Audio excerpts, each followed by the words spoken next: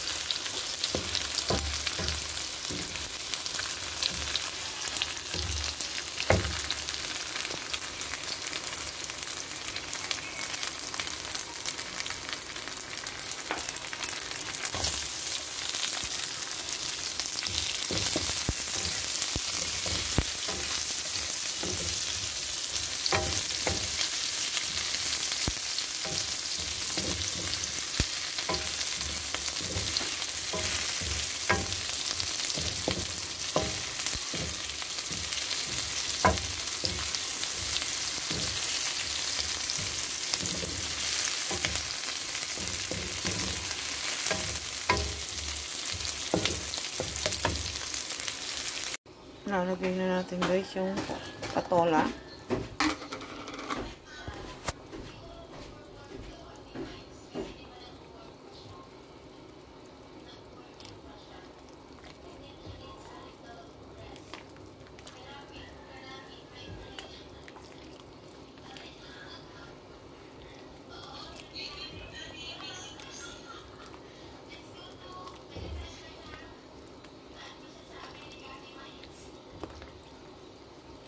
Gawa po tayo ng soup.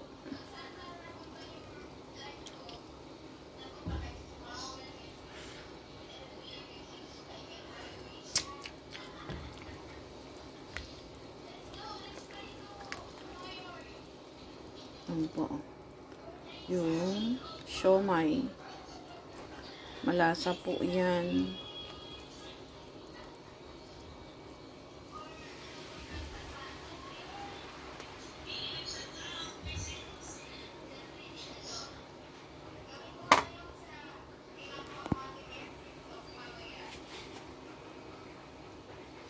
Ayan guys, nilagyan ko na siya ng miswa. Isang miswa lang guys, nilagay ko. Ito yung miswa na nabibili lang sa tindahan. Wala na kasi akong stock guys na miswa. Isa lang kasi lalapot, mawawala yung sabaw.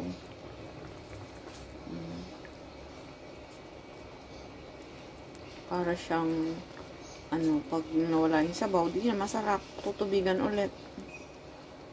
Ayan guys. Ito po ang patola miswa with siomai, fried siomai. Sino po ang nakain ng ganito? Pang mahirap na ulam lang po ito. Ganito lang po ulam na. Kahit soup lang, ulam na.